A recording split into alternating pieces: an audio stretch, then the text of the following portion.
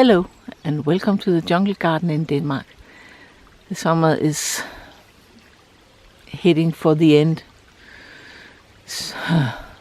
but I thought it was about time to go on a tour around the garden. It's been a long time and we've made a few changes during this last year. So let's go and have a look. We start outside the garden. Here outside the fence we've got a mix between bamboo and wacky palms. They're not so big yet, but it's also the area where I stage all the materials I'm using for replacing the old border around the beds made of wood, and I am replacing them with rocks. So at the moment it's a mess out here, but it will be nicer in the end. So this is the entrance to the garden, and on the sign it says the jungle garden in Danish. So when you get into the garden, you see what I hope will be the bamboo corridor, the bamboos on both sides, and the damp area with all the ferns and the big tree fern, which has been doing very well, but I have been watering it like mad. Here in Denmark we've had one heat wave after the other, and considering that, I think it has been doing pretty good. As I mentioned in another episode, I am using the spider plants as a ground cover here around the bamboos, which looks really nice, and they're doing quite good. I will dig them up in winter and take them inside, or perhaps I won't, because the plant I've got inside produces so many new pups, so I might just leave these and make new plants next year. And here we have the damp corner. There's a Schefflera and different bamboos. There's a Phyllostagus spectabilis with yellow combs and a green vertical stripe. I hope you can see it on the video. And there's a Phyllostagus nigra, and behind there's a Phyllostagus parvifolia. I know there's a rumor that the Phyllostagus nigras are flowering this year, but so far I haven't seen any signs of flowering on mine. I hope they won't. And then in the background we've got the new bamboo hedge, which is will give some green to look at during the winter, because the hedge is deciduous and it looks a bit boring every winter. Here we have the big tree fern, which has been doing very well. It's put out new fronds continuously from spring till now. Excuse me. And it's actually still putting out new fronds, as I think you might be able to see in here. But I'm watering it like mad. I water this one for 3 minutes on the trunk every morning. I use a well, it's a sort of a mister or spray thing that you really use for, you know, poison for plants. But mine has only been used for water for these tree ferns, and apparently it works, because they are looking very well. If we walk further in, we've got the little mini pond where the frogs love it, and behind it we've got the big Gunnera manicata, and over here there's a Tetrapanax that managed to pop up. It's a sucker from one of the other Tetrapanaxes, and normally I remove them, but I like Tetrapanax, and I thought, all right, you can stay, because it's going to look good in this area anyway. On the other side of the path we've got more bamboo, which I hope will be part of the bamboo corridor. As you can see, I'll just step back a little. And here we have the new Eucalyptus grove that we made here in spring. And it's just mad how fast they grow. This is Eucalyptus Dicksonia, and it is taller than I am now, and it was 60-70 centimeters when it was planted in, what was it, April, I think. Mad, but it's been giving loads of water because that's what they want. The eucalyptus in the background is Eucalyptus stellata, and that too has really grown. It is just as tall now as the other one. The third one with the bluish leaves isn't so tall yet, but it has grown. And my meadow of Japanese forest grass is coming along nicely too, considering that it was 5 plants are divided and some of them barely had roots. I think they're doing very well. And here are some of our banana palms. They are always doing quite good. They didn't grow very well in the beginning because we had a really cold spring, but they have really taken off here with all the heat waves. We've had one heat wave after the other, and we've had a drought. Fortunately, we've got a huge water in catchment system. That is empty now, but it has started raining again. So now they're filling up. But as you can see, the bananas are doing very well. And down here there is a Colocasia burgundy stem. It is not winter hardy, so I have to dig that up and take it indoors for winter. But normally they do fine in there. And normally they make a lot of pups. This one hasn't. But that gives them more plants to plant out in the springtime. And here is that little bamboo hedge we made to give some shelter through this part of the garden, because the winds just blow straight through, and it looks like it's doing a very good job. Here we've got that's a type of ginger, Cautleya spicata, which is just coming into bloom, as you can see. It's really pretty with the red and yellow. We've got some more Trachycarpus palms here in the background, and a Butia,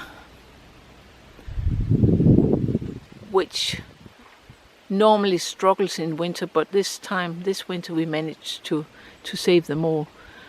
And then next to them we've got a Eucmis coming into flower, and I've lost the sign, but it might be Eucmis sparkling burgundy or Eucmis comosa. I can't remember.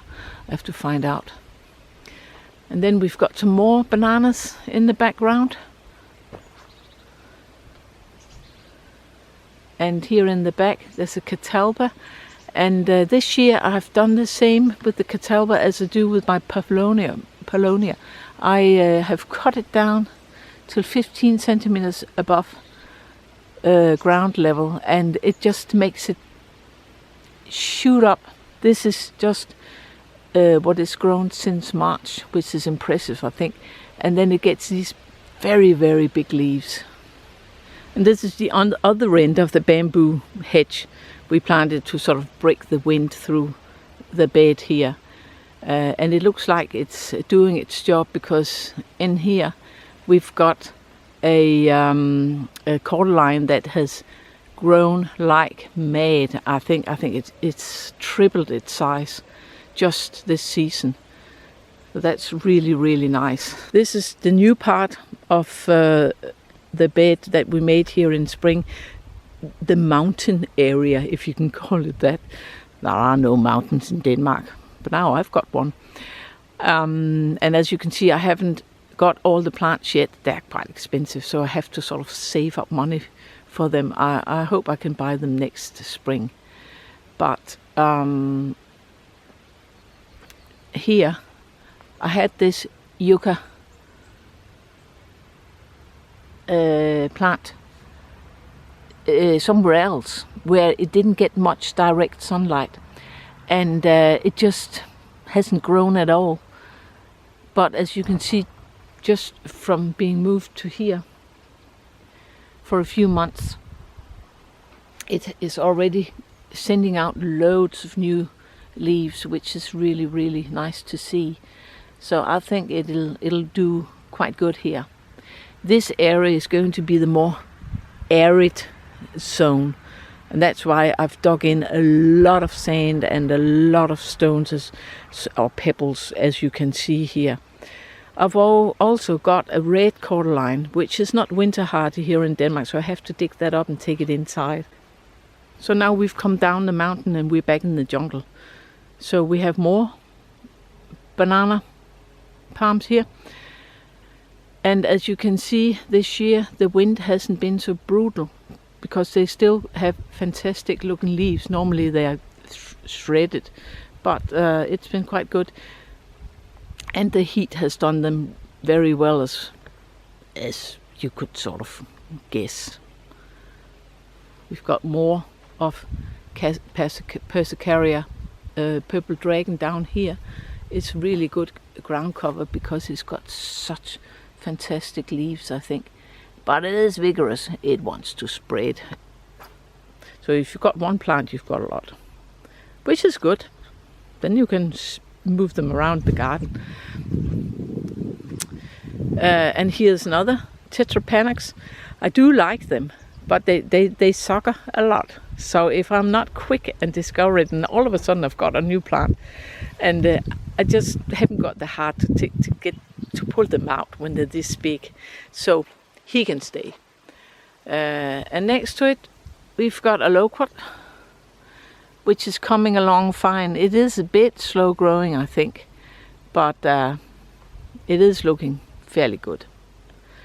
And we've got another Colocasia burgundy stem down here, and next to it, well, we had all the plants in this bed dug up to when we changed the bed and raised it, and some of the plants lost their signs, so I don't know what it is, but I think it is a Eucmis.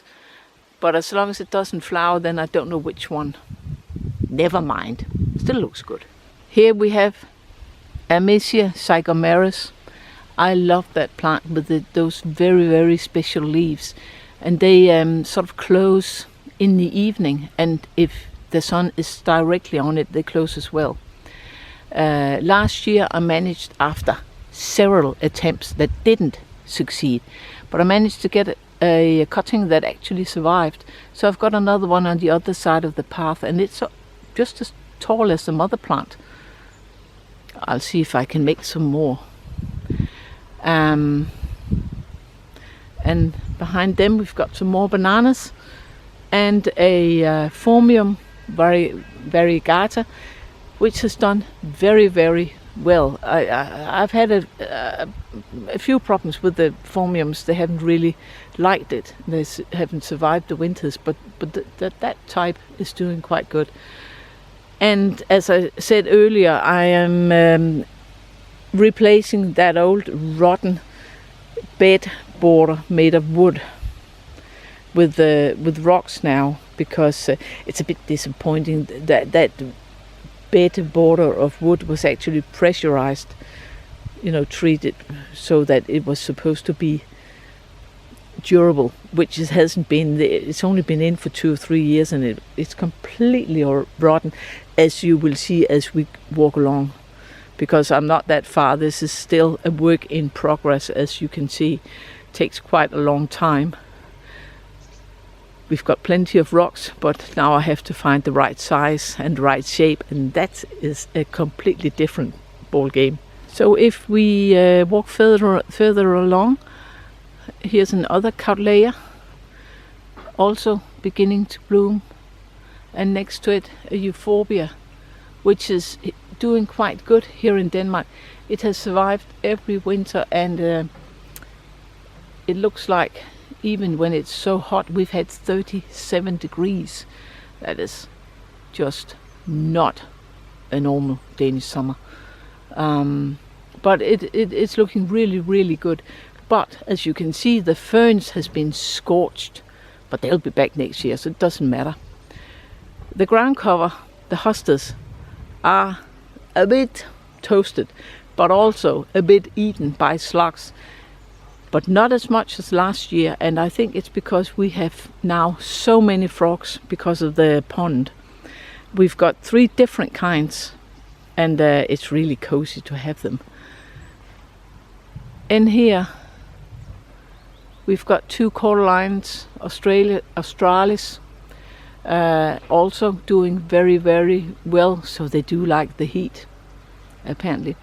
And then we've got a ginger, another ginger called Hellen, Dillon, and that is the Hedychium that is doing best in my garden. It is, as you can see, very tall, and it has spread out, so I've actually been able to divide it and place it in some other places in the garden. Here next to Hedychium, Hellen, Dillon, we have another Cautleya spicata. I don't mind having them everywhere because I really like the flowers, and the reason I have so many is because they're doing very well, so I divide them and I put them somewhere else. And ta-da! Here's another Tetrapanax, Steroidal Giant, and that actually is a sucker from that guy down there, so you can see how far away they can pop up. I discovered this one when it had quite a good size, so I didn't have the heart to pull it out, and I like them. I'll just have to keep an eye on them, otherwise I'll have them everywhere. Behind it is the huge Paulownia tomentosa.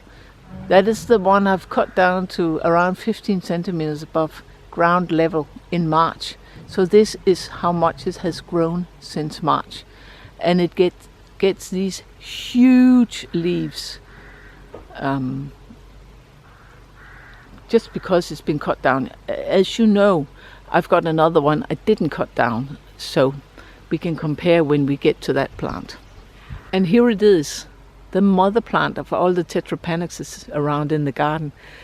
This year it actually froze down to the root, which has never happened before, but as you can see, that hasn't stopped it. It has reshot from the roots. Down here we've got a Butia capitata, and next to it I have tried to plant an Alocasia macrophyllus. I had I think 5 pups from my mother plant, which is an indoor plant, and I thought I'd plant them out here and then dig them up and take them in for winter. The mother plant is, I think, like 5 feet, 1.5 meters tall, but, or 6 feet I guess it is, but out here they haven't grown at all, so they don't like it apparently. So then we have the Phyllostagus Oreosulcata Oreocolis. Geez, yeah, I'll put the names on in writing because they're terrible to pronounce. And as you can see, it's grown a fair bit now. I think it must be around 3 meters. I always cut off the side shoots so that you can really see the stems, the bright yellow stems. And it is so funny because sometimes they make this sort of zigzag growth. Next to it there's a new plant, Brassioopsis mitis, with these fantastic leaves. Just look at them. But you can see it's heavily armed when you look at the trunk in there with the big thorns. Next to it we've got a Schefflera della Vei, I think. I don't know how do you pronounce it in English. Della Vei, something like that. and it's also got these big leaves, as you might be able to see if you compare it with my hand. That is doing really well here. We used to have it planted somewhere with a bit more sunlight, and it didn't like that. So, but here it's doing very well. Here is the other side of the Tetrapanax Steroidal Giant, and I have a lot of Colocasia pink chinas planted here as a ground cover, and they're getting quite big. And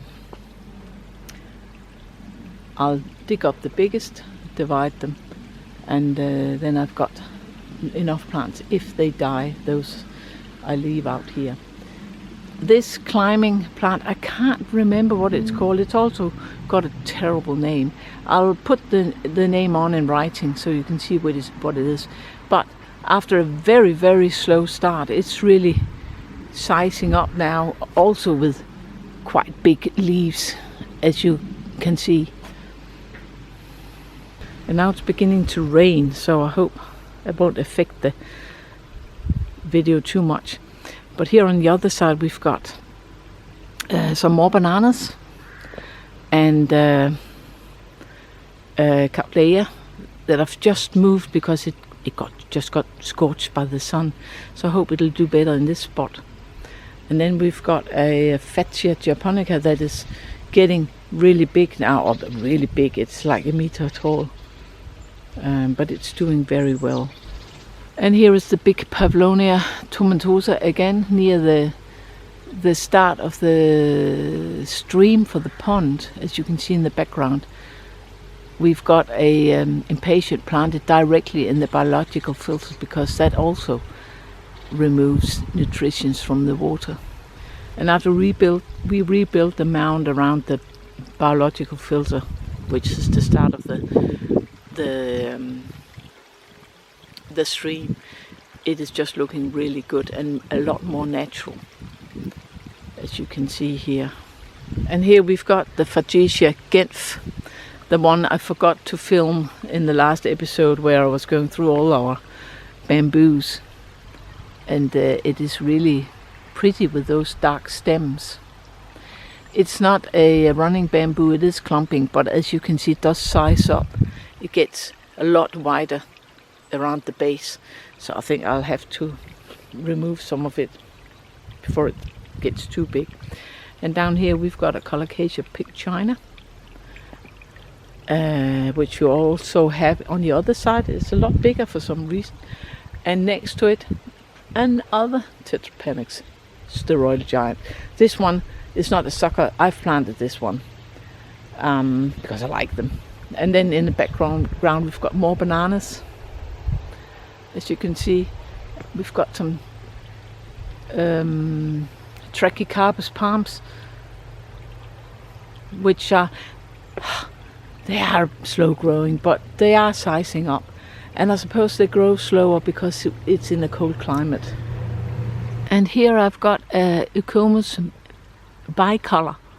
It has been living underneath the bamboo, so I've just moved it, and I hope it'll get a bit better chance. As you can see, the flowers are growing sideways. And we've got another Fatsia japonica, and then we're back with the Amicia zygomeris there. And the bananas. And on the other side of the path, more hostas, looking a lot better than last year with all, now the frogs are eating all the slugs. And a Cordyline australis that is doing very well. And I moved my fig tree over here, and like the Paulownia, I cut it down to ground level almost, and it is shooting very well, as you can see. And here we've got the other Amicia zygomeris. Here we have Crocosmia lucifer. It has been flowering like mad with bright red flowers. If I've got a photo, I'll put it in. And I like it because it's got these stripy leaves that fits in with the jungle theme, I think. Also this Euphorbia also has got strappy leaves. Then we've got a Crocosmia Emily Mackenzie. Beautiful flowers. Just look at that. And next to it, Agapanthus, which has spread. There was one plant here, now there are several. And it stays out all winter. And then we've got Acana Pretoria, which is flowering beautifully at the moment. And here is the other Paulownia tomentosa, which I haven't cut down. And even if it has got big leaves, but they're like a third of the size of the other one. In behind, there's another Fatsia japonica, and next to it, a Butia capitata. Here on the other side, we've got more bananas and more Persicaria purple dragon, and I can't remember the name of that bush. Something japonica. How annoying. Anyway, this is the only surviving Musa sycamensis red tiger with these beautiful striped leaves. For some reason this guy has survived every winter. This year was hard, as you can see, because it's not very tall, but the others we had they have all died. So I think I might dig it up this year and take it indoors and see if I can make it survive a bit better. And next to it, another Tetrapanax Steroidal Giant. And here you see what they do. Here is a sucker. I have to remove that because I don't want any more in this area. Then we've got some more Colocaceous pink China, Fatsia japonica, Butia capitata, and in the back some more Trachycarpus fortunii and Trachycarpus wagnerianus, and even more Colocaceous pink Chinas here. And in the front I've got a new a Cautleya. I've just moved it, as you can see. It was scorched by the sun, so this is a more shady spot for it. It is my intention to get rid of these old dead tree ferns and replace them with new ones, but I just have to save up for them because they're quite expensive. And now we're on the other side of that big bamboo Scabrita Asian wonder.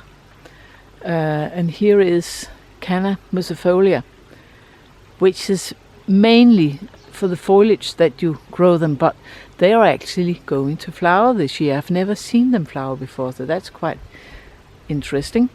I had 2 plants last year and they just have died every winter, so this time I dug them up, took them indoors, and I got 4 plants. Here are 2 of them.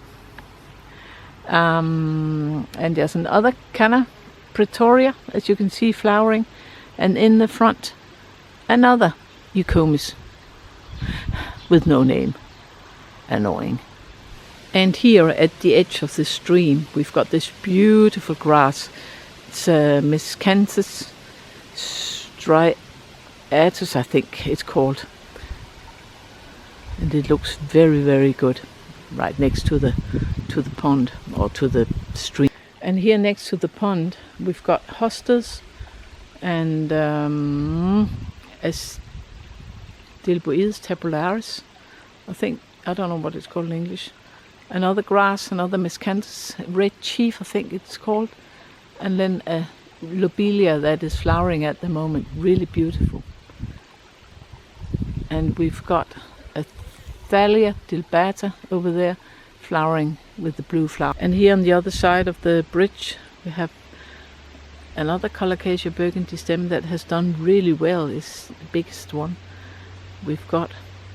And next to it, in one of the new plants, Manihot grahami, I guess it's called, which is looking great here in the jungle. And next to it we have another Canna musifolia, which is actually flowering, which I find very exciting because I've never seen that before. and there's another Calamus folia down there.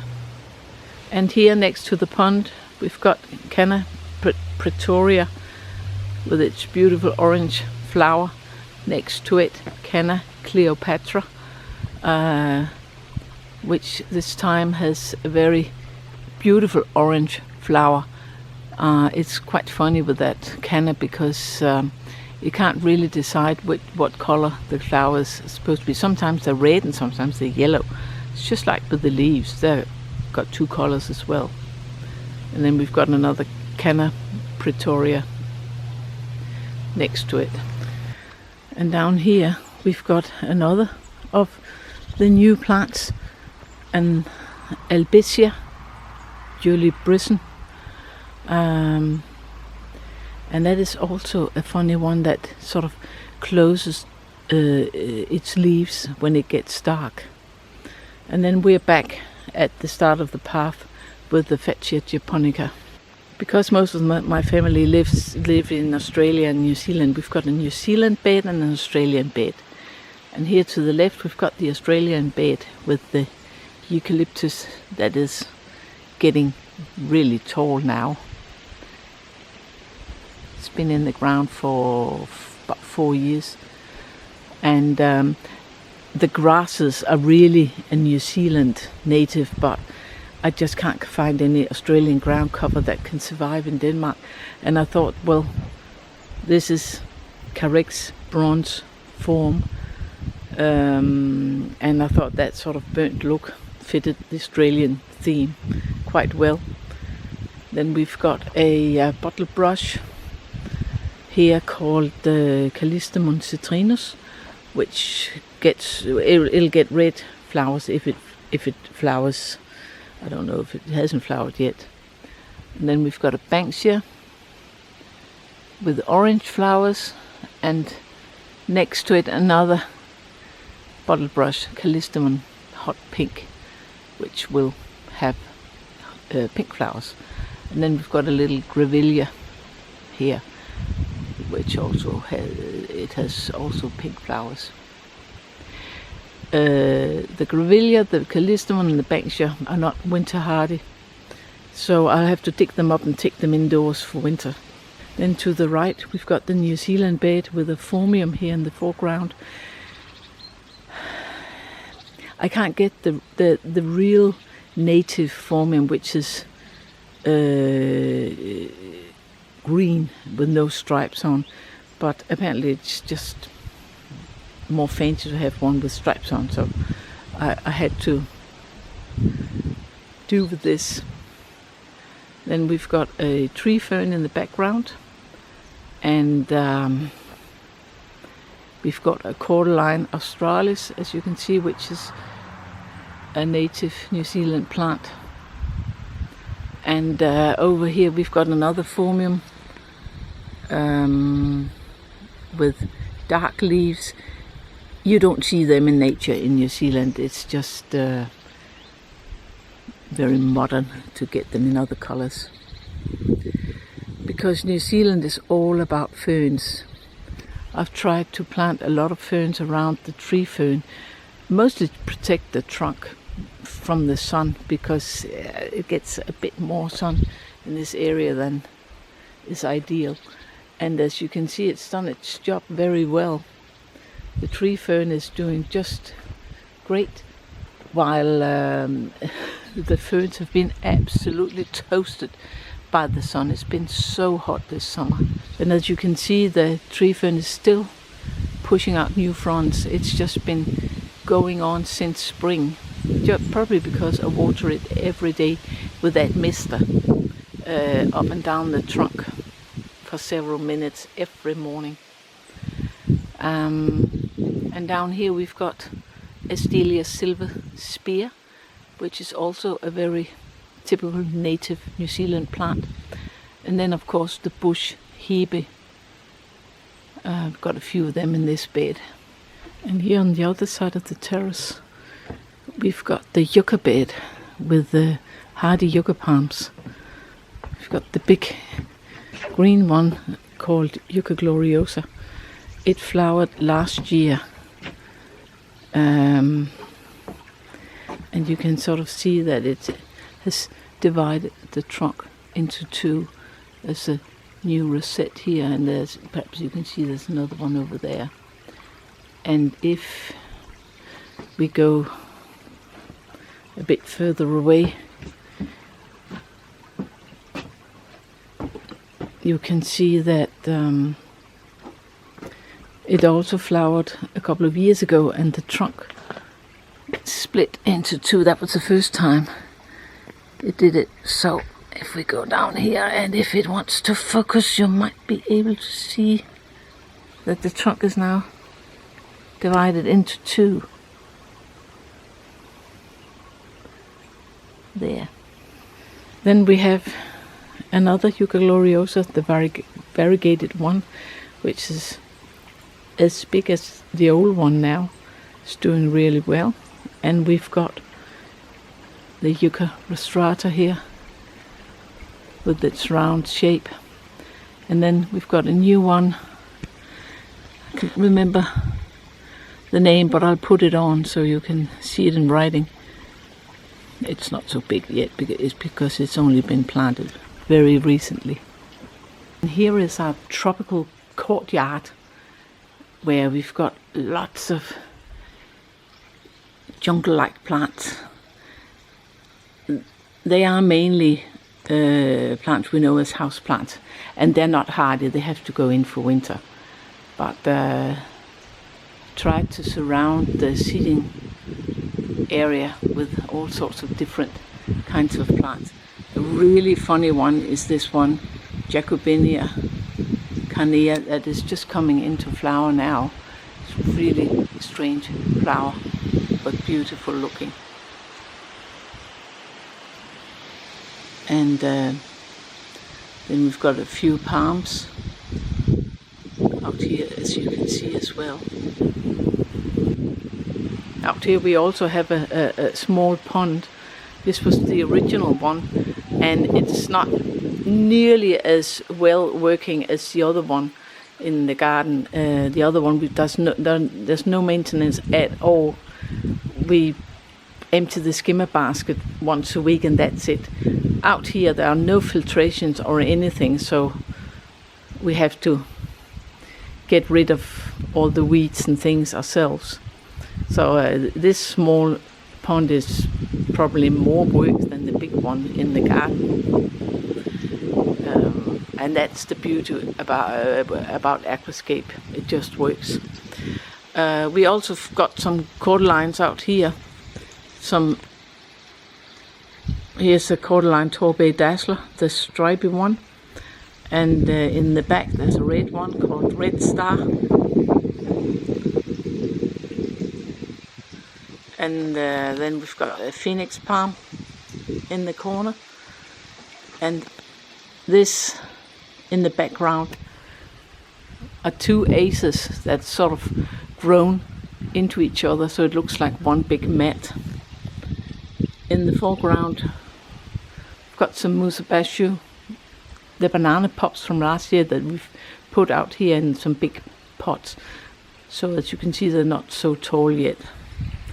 And then down in the corner, that's the banana corner. I've got three different types of bananas. I'll see if it wants to focus. Yes, a red banana, and a Trachycarpus to the left, and then a Cuminata, the small one. And then here next to the step, we've got some Agapanthus and another bottle brush with red flowers. It hasn't flowered this year, I don't really know why. And on the other side of the step, got an alocasia in the background, and in front of that some Tulbagia, I think it's called. You know, wild garlic. It smells like garlic. Anyway, in the background on the bench, just to give some color, I've got a begonia. And it's just flowers and flowers and flowers. And then here in the front, I've got a strelitzia, which has never flowered. And as you can see, the leaves have just been hammered by the wind. And this is what our little courtyard looks like. We're out here when it really rains because it's the seating area's got a hard roof over. The seating area in the garden is not completely waterproof. All the plants out here are they're not winter hardy, so they have to go indoors for winter. And then last but not least, we've got the pond. Here's the papyrus grass that lives in here in the summertime. Take the whole pot indoors in winter because it's not winter hardy. I hope you can hear the frog. Unfortunately, we've had to put up these nets. They don't really look very nice, but we had to do it to protect the fish from the heron. And you can still see the fish in the middle of the pond, which is out next to the patio, so it doesn't really matter. And that was it for this time. I hope you enjoyed the garden tour. Thanks for watching.